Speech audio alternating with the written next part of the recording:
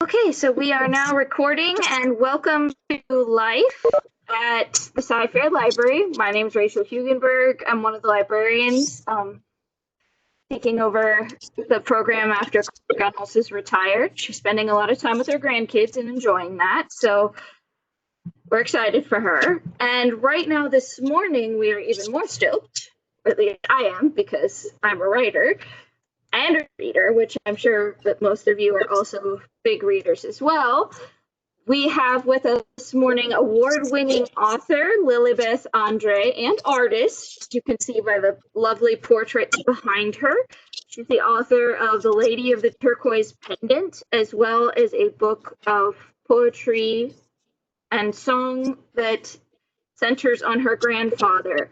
So with that in mind, Lilibeth, we'd love to hear about your work and to learn some more about you and how your work is influenced by your heritage and your family and your experiences. If you would, please. Thank you. I'm very glad to be here. Thank you both, Rachel and Regina, for having me. I'm very excited to share about my culture, particularly because it is Hispanic Month. Hispanic Heritage is important because I believe that it's a foundation, and if we know where we're coming from, we are a little more assured of where we're going. And it gives us the roots and foundation to know a little bit more about who we really are. So with that, let me get started. Let's start with the first slide.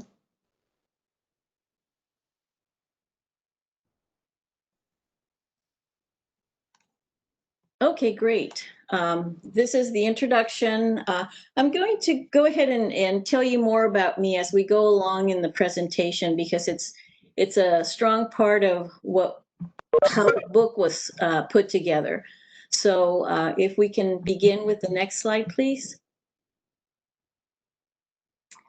Before I was born, my dad was a mountain climber, and there are two very tall volcanoes. They're over 17,000 feet in central Mexico. And in the little state where I'm from, which is Morelos, you can see the volcanoes from there on the northeast side. And they're typically covered in snow. So they look very charming, and it's part of our everyday landscape. So I was born into that surrounding, and I knew that my dad was a climber, that you could see these volcanoes. In fact, if you visited Mexico City, when you fly in to the airport, you can see the volcanoes. So look for them on the east side. So anyway, these volcanoes are dormant. The cone-shaped volcano that you see in the background is semi-dormant. It erupts once in a while. It spews ash, a little bit of fire, and those kinds of things. And it's always been that way. So once in a while when it spews, people have to evacuate. You can see ash as far away as where my family lives. So it's very interesting. The climbing and the camping were what my dad used to escape the city, escape work, escape whatever stresses, and to just have a moment with himself and nature, to commune and to challenge himself. But of course, that was never totally without danger. If you look closely here at the center on the bottom, you can see a climber with his gear to give you some sense of scale. The volcano here in the foreground is the main volcano that I used to create the story. And the volcano in the background is the cone-shaped named Popocatépetl, and the one in the foreground is called Iztaccíhuatl. The Popocatépetl means cone-shaped mountain, and Iztaccíhuatl means sleeping woman, which is how she is typically known, or woman in white, which is the direct translation of the name. So if we go to the next slide, the dangers were what really discouraged my dad from continuing.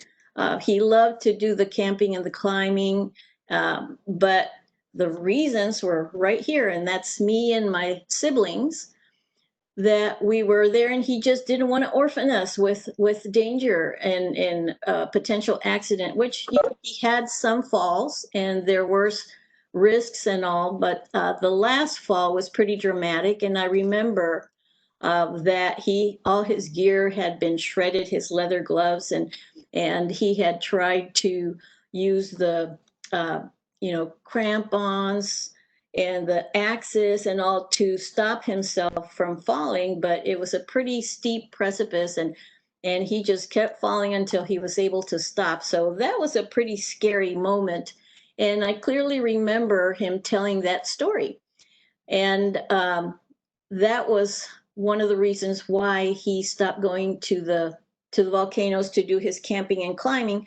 But you know, this is something that I grew up with. It was normal for me to have Dad go up and climb the volcano. So it was something that was a foundation of my everyday living. If we can go to the next slide, please. The other thing that was a foundation of who I was the legend. The legend tells us how the volcanoes came to be, and it dates back to Aztec culture, the conquest of Mexico. Just to give us a time frame, occurred in 1519 through 21. And when the Spaniards came, this legend already existed. So it talks about how the formation of the world basically was occurring. And it had to do with a tragedy, a story similar to Romeo and Juliet. And by the way, Shakespeare wrote that in 1592 or 96, somewhere around there. And it talks about a lovely maiden and a warrior, and there's a tragedy where one of them dies. So in the end, the warrior walks away with the maiden and lays her down on the outskirts of the town of Tenochtitlan, and the snow begins to cover both the maiden and the warrior. So that's how the legend tells us that these volcanoes were formed, because you see the sleeping woman and you see the warrior kneeling at her feet forever in anger for the early death of his beloved, smoking, which is what the volcano does. So this was the legend that I grew up with, and it was forever there. I heard many versions of it, and nothing, was specific or written, because this is mostly a spoken story that you hear. Next slide, please. So one day, my family came to the US, and you can see this little yellow dot in the middle of the map that shows the area where I'm from. And we moved to the US, and I grew up here. My family moved, my siblings moved. I went to school here in the US, and I grew up and I got married and I had my own children. And then when my children came around, I realized that they didn't really have all the benefits of the culture that I grew up with. I was fortunate that I was able to move back as a teenager to Mexico, and going to school. I studied art and design, and I added dance classes and all that. So I really got involved with the culture, and I enjoyed it very, very much. And in participating and visiting places and all that, that is a continuous learning. And I realized that my sons didn't have that. So I wanted to create an opportunity for them to get more in touch with their roots. And I thought, well, maybe I could do a story. So if we can go to the next slide. So I thought, well, how about this story of the princess and the warrior? And maybe I can use that as an example to teach them a little bit about the Aztec culture and our roots. So I thought about it and I thought about it, and the years went by and I kept thinking about it. In the meantime, I kept thinking, okay, well, what do I know so far? And mental notes about what I remembered about the legend. and began to bring my notes together and thought, well, I don't have time right now, maybe next month. And, 1 month and 2 months and 3 months later, I still hadn't done anything. So two things happened that really got me down to actually writing the story. One day, my husband and I said, well, he invited me for breakfast tacos at this little taco place that he found in Stafford, Texas. So we went there and had our breakfast, and the tacos were really good, and it was a tiny little place, and we were having a good time. And then I looked on the wall. There was a calendar that had that illustration of the warrior and the maiden, and it reminded me of my story. And I said, look, this is part of that story I was telling you about that I want to write. So I took it as a sign that I needed to work on my story. And I began to draft the story and came up with some form of it, but it was a little bit challenging because the legend just tells you, about the princess and the warrior and their adventure, but not a whole lot. And in order to write something, you have to fill in a little bit more so that the reader can find more sense of what is going on, what you're telling them about. So, this was all challenging, and I would put it down and wait again. Well, a few years later, the volcano began to erupt, and there was ashes being spewed and fireballs and all kinds of things. And I thought, oh my goodness, this is a sign that is telling me to get off my seat and write this story. So I did. And I said, I have to get this story out because if the volcano erupts, it's part of what I'm wanting to say, part of building it all into my story. So anyway, that was a big, brainstorm of ideas. And I began to put it all together and had a draft. And I shared that with my children, and they really enjoyed it. And I shared it with other family members, and they enjoyed it. And then I thought, well, what else could I do to share this? If my family's finding enjoyment in this, maybe other people can find a value in it. A nice vehicle to connect to your roots, plus a story, plus a little bit of learning of Aztec culture. So I moved on, and we can move on to the next slide. So I decided that I was going to make the story bigger, big enough to create a book. And I hadn't written a book before. I had helped other people write their manuscripts, but I hadn't done anything for myself. So I began to organize my time. I figured I have to plan this, otherwise it's not going to happen. So I managed a little bit of time. At the time I was working, I was going to school to get another degree. I was raising my sons because they were still in grade school, getting ready to enter middle school. And I thought, well, I don't really have time, but I have to make time. So I realized it was going to be a lot of work, and I had to get very, very organized. So I put together a calendar, and I found that if I could get up early in the morning on Saturdays, I could have several hours to myself, and I could begin to write my story.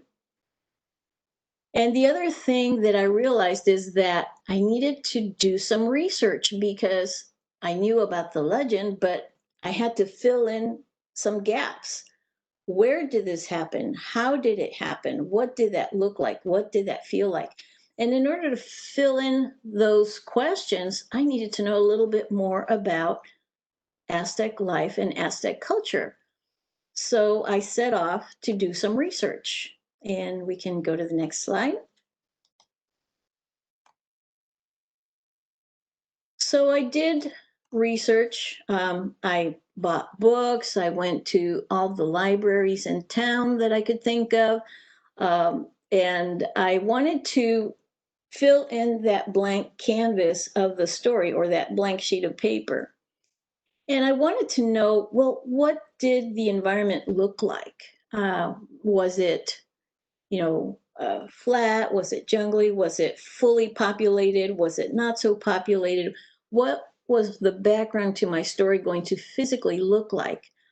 And then the people, what type of people? Did I want to just focus on a few people, or did I want to bring in a lot more people? And what were these people doing? What kind of background did they have? Who are these people? All those types of questions. And also, in order to have a story where life carries on, because my story was going to take place over several years. Well, what were they doing in between? So I felt I needed to know about their customs and what was life like in everyday Aztec world. So I needed to find the books that gave me this information and take copious notes and have a lot of references and those types of things. And then the most critical time for me, the critical point was that I needed to know, I really wanted to know, when did the story take place? When were the Aztecs active? It was a pretty long range of time. But I kept running into the fact that, what does everybody know about the Aztecs? Few people know about the pyramids. Some people do. We have all these pyramids in America, and they belong to the Aztecs and the Mayans. The Aztecs in particular were architects, were urban planners, were economists, were astronomers, uh, all these types of professions. And all of that is what I used to build upon my characters that were going to play an important role. But the most important thing to me was that what first thing people thought was, yes, these were the warriors that tore hearts out of their victims, and quite bloody warriors.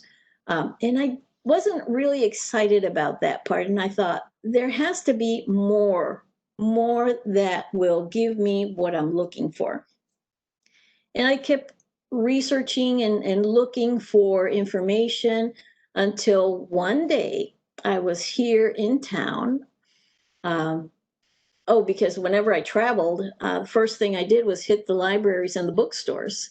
I was always coming back with piles of books telling me more about the Aztecs and what life was like in that world.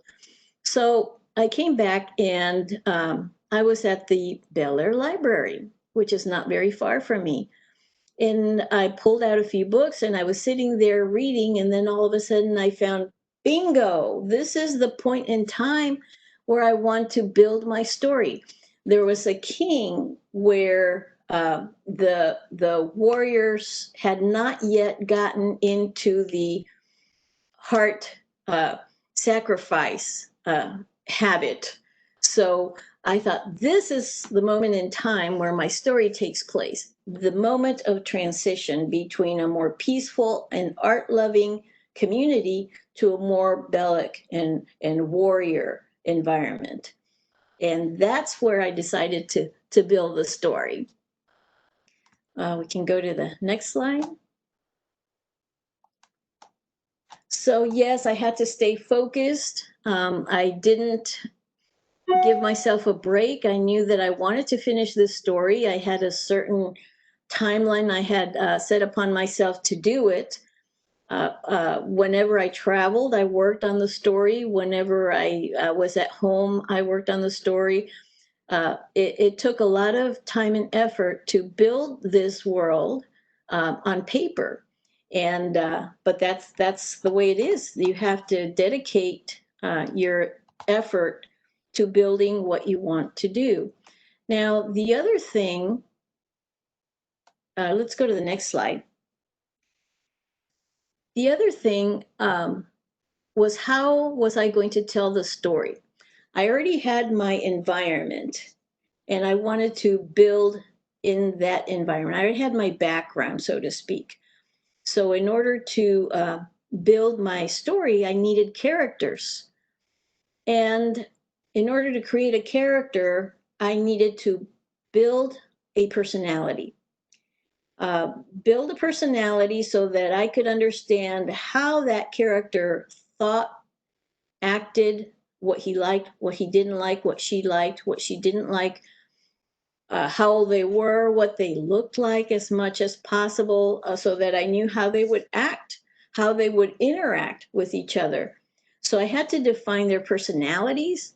I had to identify what ages the characters were going to be. And that was important because that defined the level of story that I was going to build. And I ended up choosing a young adult story because my characters fit that characteristic. So I began to develop the main character, which was going to be the princess. And then I began to develop the warrior, and then the king and the queen. But there was a sheet of details where I began to know these characters as if they were my friends, by knowing their ages, by knowing their habits. And then the last part of building a character was the actual name. And I decided that I was going to choose Nahuatl names. Nahuatl is the language that the Aztecs used, and it's still current today. Not very many people speak it, but it's still an active language. And it is the language where many of the Mexican terms come from. In fact, here I have an example of the name of the sleeping woman volcano. It's Iztaccíhuatl. And I thought, this is very important. This is hard. Not everyone can pronounce this name, but I do want to give them that characteristic where they have Nahuatl names so that they're not Susie or Peter or John, so that they are names that are important to the story that I'm going to tell, and that they are also fitting of connecting me to the Aztec culture and anyone that reads the story. So I chose names that were fitting to the character of each of the individuals. So Iztaccíhuatl is the sleeping woman or white woman. Another one that I found very cute is Tochli, and Tochli means rabbit. And it's very fitting because it fits to the character. And we're going to talk a little bit more about the character in a minute. But that's how I selected the names. And once I had the names, then these characters began to live in my environment. And whenever I was working on Saturday mornings, writing my story, if I stopped and said, okay, this is fine, take a break for lunch and do something else like paint, then I realized that the characters kept playing along and saying the story goes on. So I would have to go back and continue writing that so that I wouldn't forget what comes next and what the characters were doing as the story played along in my head. So it was very interesting because once I created the background and once I created the characters, the story began to unfold and I just had to follow down and write it. So it was fun. It was really, really a good experience. So we can go to the next. So then I had to do a lot of typing, and then I had to do a lot of reading, and then I had to do a lot of editing. And I can't tell you how many times I did that. My preference is to write first to tell that story because the story is flowing. For me, the story flows. So I want to get it down on paper so I don't forget it. And once that happens, then I have my manuscript, and then I go back and I read it and I edit. And then I go back and I read it again and I edit. And I go back and I read it one more time.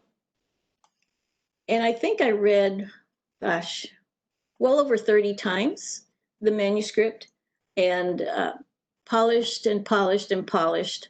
And I worked with a few people that helped me edit and read as well. And then I thought, okay, now I'm done. I have my manuscript. I'm ready to go to the next step.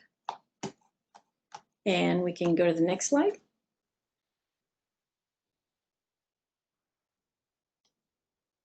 So then a question popped up. And the question was, well, what about art? And I thought, well, you know, young adult novels aren't particularly illustrated, but it just seemed to call to have art. And I talked to a friend of mine who's a librarian and a former teacher, and I said, well, what do you think?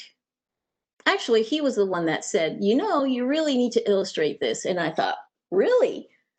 So he was pretty much reading my mind. And I thought, okay, that sounds wonderful. So now the question was, how am I going to translate this manuscript into illustrations? I mean, I could illustrate anything. I could illustrate the landscapes. I could illustrate certain scenes. I could illustrate interiors. I could illustrate, and then it hit me. You're a portrait artist. Why don't you focus on highlighting the characters, the principal characters in paintings and portraits? So that's what I decided to do. I decided I was going to create portraits of the main characters. Now, it's very different to have a written character and to have a visual character, because in order to have a visual character, you need so much more information as to how do they wear their hair? What kind of clothes did they wear? How did they look? What kind of features did they have? And all of those questions began to pop up. And I realized I have to do more research. So I began to do more extensive research and focus in more on class, textiles, the type of sewing techniques, everything that I could think of, jewelry, customs, rank and file, all of those things, so that I could better define what kind of clothing they wore, what kind of jewelry, did they wear jewelry at all, and all those types of things, so that I could better build the character. So then I turned around, if we can go to the next slide. And I usually begin working on a task doing the hardest thing first to get that out of the way. So I decided I wanted to do that here. And in thinking of my characters, I thought, well, I think the hardest one to create, to paint, is going to be the warrior, the jaguar knight. And this is Popoca. This is the love interest of the princess. And being a jaguar knight, the custom was that they took the skin of the jaguar and used it to create their outfit, their costume, their warrior attire, because they wanted to fill themselves with the spirit of a jaguar, the fierceness of it, the warriorness of it, the bravery of it. So they created these skin costumes that they used in order to go to war.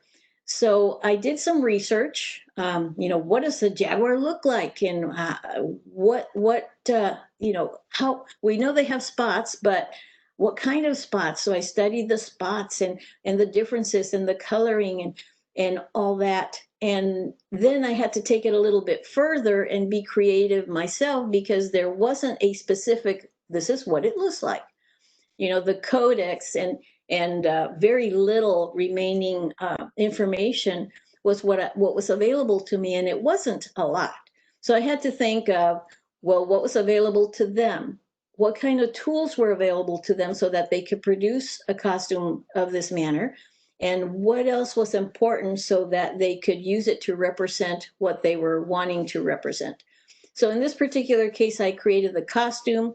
which was traditional. They used the head for a helmet, which is very strong and hard and protective.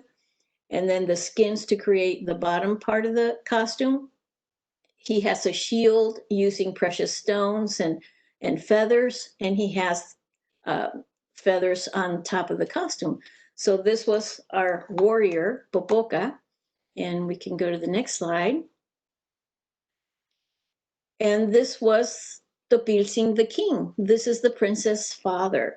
And here I was very excited because I got a chance to design his jewelry. He didn't have a whole lot of attire to wear because of the climate and all, but he did have attire, the cloaks, which were very important. Now, the cloaks determined rank. For example, a peasant, a working person, a farmer, he didn't have a cloak. And if he did, it was a cloth that he would wrap over his shoulder, just a simple cotton cloak. And the higher ranked you were, the more cloaks that you had, and the finer the garment was. Now, in this particular case, this king has 3 cloaks. You can see the yellow, the green, and there's a darker green on the outer edge of his shoulder. And these are feather cloaks. Now, why did I think that? Well, I thought that being feathers are very precious, and they would hunt for them in the jungle and whatnot. And how long do you think it would take to collect as many feathers as you need to create a cloak? And there weren't sewing machines or needles or anything like that, so you had to weave it.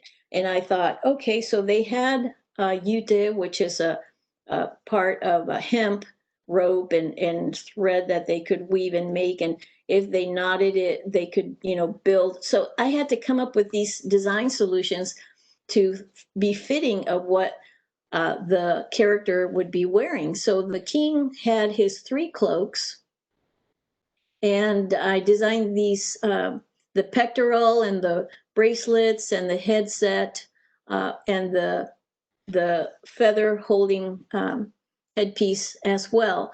And the stones match his character and personality. Some precious stones have certain characteristics, and I found them fitting to find these stones to fit his personality and give the king strength. So there's gold, and there's rubies, and there's jade, and lapis lazuli, and mother of pearl, and all that would be fitting to this king. Now, one of the exciting things is that I went to the Museum of Fine Arts after the book was published, and I found a garment made out of feathers, woven feathers, and I realized that that was exactly how they had built their garment, by weaving the feathers in with some of that yute string. And I was very excited. I started hopping up and down because my friend was with me, and I said, look, that's exactly how they did it. So it was very exciting. So let's see, let's go to the next one. And then here I have the queen. And one of the things that I found is that in order to define age, the little Aztec girls used to wear cropped hair, so it was cut short. The longer eligible girls would wear it long and loose, like the princess does. And the women that were spoken for, they were married, would wear their hair fastened up as the queen is wearing it. And of course, she has her golden braces holding up the hair. And she has a semi-precious stone pectoral as well. And she has these baby blue hummingbird feathers. And why did I choose that? Well, I chose that because the Aztec culture, folks believed that once the warriors died, they became hummingbirds and they flew out to the rising sun. And that was the most glorious transformation the warriors would have. So here, to honor all the mothers in the kingdom, the queen wore these hummingbird feathers on her pectoral. And her name is Centewa. So if we go to the next slide, I'll tell you what happened here. First I did the Jaguar Knight, then I did the King, and then I was working on the Queen when one of my sons came home from school, and he was looking at them and said, that looks like you. And I thought, what? And then he looked at the other ones and he said, that looks like my brother. And I realized that in creating these characters and what they would look like, I used from my imagination and transformed features that I was familiar with and modified them to think, what would this Aztec warrior look like? What would this Aztec king look? What would this Aztec queen look like? So sure, I began to realize, yes, the queen does have some features that look like me. I was channeling my mother in her character and personality, and I think that some of that was fitting in there. The Jaguar Knight, yes, I could see how some of the features reminded me of my son, but I hadn't noticed that until he pointed it out. Now with the King, I remember I had two versions of the King, and my original sketch, I began to create that, and I didn't like him because he reminded me too much of Sylvester Stallone. And I thought, well, that's not very good. I began to modify the features. I chiseled with my brush to change the features and ended up with this good-looking king. And then I realized he looked and reminded me of my dad from when I was a little girl, from that time when he used to climb the volcano, way back then, from memories, coming back and representing a little bit of what my dad looked like here. So it was very interesting to me to recognize and see that. If we go to the next slide. So then I got to the point where I wanted to create the princess and her maiden. And I thought, well, this is the maiden that she grows up with. She's a little bit older than her, and she's her protector, and she's her companion, and everything they do together. Everywhere they go together. So in creating the princess, Ista, I wanted to use a model because I wanted her to look just right. And I got a photograph of one of my nieces. And of course, she was younger. She was younger than this age.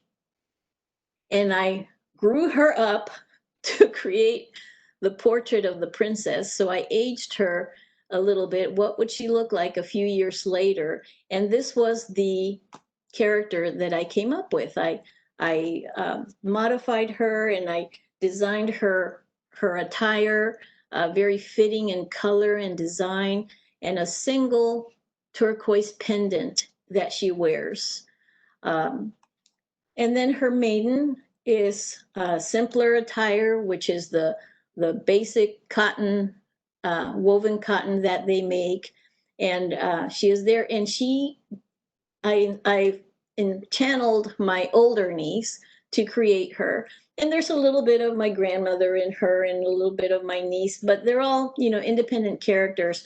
But the princess was the only one where I really used a photograph as a model to inspire myself of what I was going to do next. And if we go to the next slide, in the next slide, we see two other characters. We have Tochli, which is the one I was telling you means rabbit. He is a short little round character, and he's kind of skittish and a little bit of a fraidy cat. He is very smart, very compassionate, very supportive of the princess, but he's very much afraid of our high priest Asolsko. And you can get some idea of how bad he is just from looking at him. And that was what I was trying to convey. So this is the bad guy in the story. and Tochli is a good guy who isn't courageous at first, but begins to become more confident because his princess needs him to be more and more confident.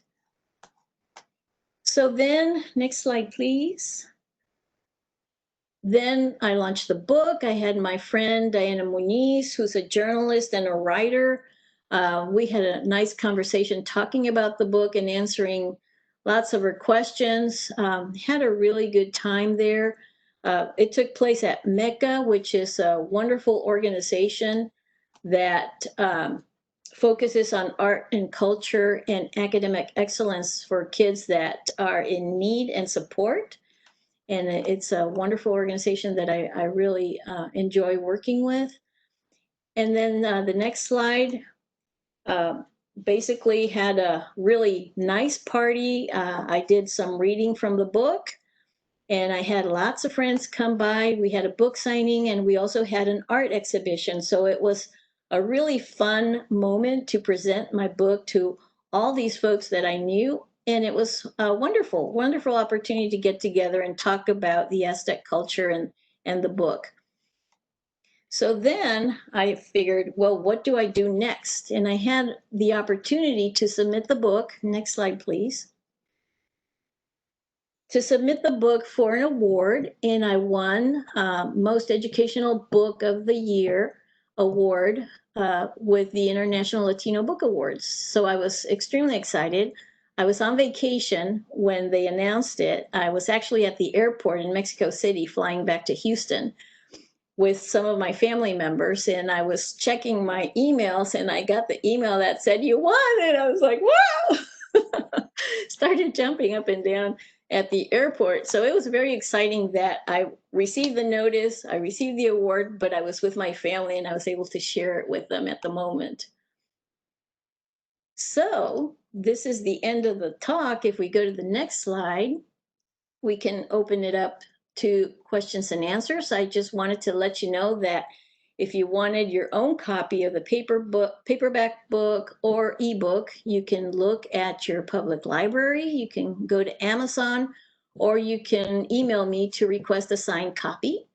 And I would really love it if you could follow me on Facebook at Books by Lilibeth Andre. Or you can also follow me on my blog, which is lilibethandre.wordpress.com/book. Thank you. Do we have any questions? Okay, if you all have questions, please feel free to type them in the chat as we go, and I can convey that message. One of my questions to you actually is, you have another book out, yes? Yes, and could you give us some information about that? Yes, I have 3 books actually. The second book that I published is a compilation of songs that my grandfather wrote, and he wrote them in Spanish, and I compiled them in order. It was over 40 songs, and I put them together. He was very organized and already had a list and numbered and everything, so I just had to retype them. And then I realized that even family members that don't speak English or Spanish would have difficulty reading and enjoying the songs that I put together as poems. So I did a translation. So the book is called The Songs of My Grandfather, and it presents one of the songs in Spanish, and then next to it is the English version. And the other 2 books have to do with holistic health, so they're nonfiction. All right, so we do have some feedback for you here from Patricia Winden. She says, great presentation, Lilibeth. Along for the discipline, I think that is what that says. You shared. I just want to thank you for sharing your process with us, because I know so many of us that are interested in genealogical research, we find bits of information from our roots and our past that inspire us to want to write about our families or about our family history. So hearing and seeing your process and where you pulled inspiration from and how you turned this into a world in a book, a story, that was so inspiring. So thank you for sharing that with all of us. I know I'm excited to dive back into my genealogical research. There are things that I've found while researching that I think, oh, I would love to turn this into a story one day. But like you said, it's about finding the time. And so really being disciplined enough to carve out that time in the morning every Saturday, that's inspiring to me as well. I think that's something a lot of writers and artists in general struggle with, is creating a daily ritual or routine to actually finish these projects that we envision. So yeah, thank you for sharing that with us. Well, sure. And the good thing is that you can identify your own pattern. When are you most creative, and when can you find a couple of hours to write, and just make it a habit? And you may not be, have something in your mind right then, but just start writing. And as you begin to put out some words on paper, the story will begin to come. Once you know what you're writing about, it's easier for your mind, your creativity to focus and give you more of what you're looking for. So it pays to be organized. That's my theory. And we also picked up from your presentation, it pays to visit the library. So I love hearing how you were inspired by your local library. You went there and you did research and you had some aha moments. And that's always exciting to hear. Yes, that's definitely so, because, well, the library was always our favorite hangout with me and my kids growing up. As a family, we would go hang out at the main library downtown, and we were friends with our local librarians in the neighborhood. So, that was, we all loved to read. So, we all loved hanging out there. Perfect. Yes. I do want to bring up that I've requested copies from Harris County. So in the next few weeks, you can go into the catalog and look for digital copy of this book. And then I'm not sure how quickly the physical copy will become available, but just add this to your list to check back in the catalog so you can actually read the book and see all of the paintings with the words and the story integrated together. And Rachel, there's a comment there if you want to. Yes. Shaheen says, excellent presentation, inspiring, thank you. And Glenna says, I look forward to reading this. Deborah Marshall says, wonderful story, wonderful paintings. Are book paintings still available for sale? Yes, these behind me are original paintings. They're oil paintings, and yes, they are available. I also have prints, and if you go to my website, which is lilibethandre.com, you can look at the prints link and find prints and also merchandise with the characters. Fantastic. Yeah, I've really enjoyed and appreciated getting to know your process and your heritage and kind of where you figured out the research and everything sort of merged with where your art and your craft merge. I think it's really important to find that place where our different creative outlets kind of can give to each other. And also, you paint so very beautifully. I thank you. But the important thing is to have questions, and then you look for the answers. And the best place to go is the library. Yeah, that's perfect. Yes, wholeheartedly agree very much with that. We have enjoyed having you with us for celebrating the Hispanic Heritage Month and for also celebrating your work and your books and your art and for sharing a piece of your life. Lilibeth, I have to ask you before we wrap up, is there anything else you're currently working on?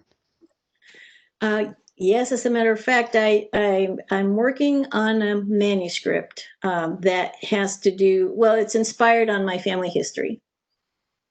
And I've done a lot of research, and it's time that I start putting it together. Oh, fantastic. We will look forward to that. Yes. I'll have to have you back. Thank you. Yes. For whenever this comes out, we are most excited. And please look into Miss Lilibeth's books. Like Regina said, we are going to have some. Regina actually she brought Lilibeth to life today and brought Lilibeth's work and writing and things to us. And Lilibeth, you gave wholeheartedly all of the things about life and culture and heritage, which is very much appreciated. I feel like I learned a lot about writing also today. So hopefully I will get some discipline for my own writing. Well, hopefully there'll be a lot of folks writing after today. Right. Yes. All right. Thank you so much for joining us. We really appreciate you sharing these pieces of your life with us. And if there are any questions for Lilibeth, feel free to put them in the chat or to ask. And that's, Well, I want to thank you for having me. I've enjoyed it very much. I love telling about the story, but I love telling more about how folks can take advantage of their own roots, their own family history, and build something, because that's how we're going to pass it on, if not just to our kids, to our family, and to others. Just put it down on paper and tell your story. It's very important. Right.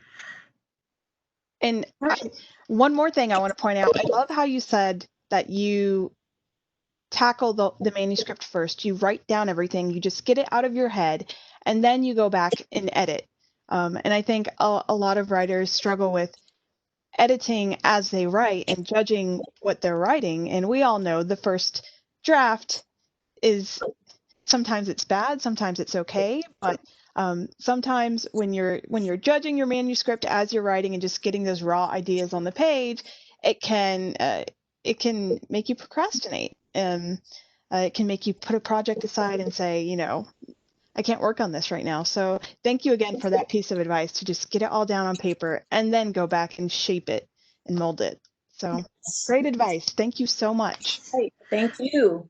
we really appreciate you being with us. And Deborah Marshall says thanks, and Sarah says thank you. This was a wonderful presentation. And I enjoyed very much also getting to learn about Aztec art and life and culture. It really shines how much research you put into this, and it is most beautifully done. Well, thank you very much. I appreciate you having me here. We appreciate you coming out to life and being willing to join us. And thank you to Regina for her work in this. And thank you to everyone who joined us. Just a reminder that the recording of this presentation will be on the Life Workshops LibGuide or webpage for viewing, so you can always come back if you want to watch the presentation again or share it with friends and family. Yes, and speaking of life, it does go on. So next week, we are going to have in for life our I beg your pardon, this weather.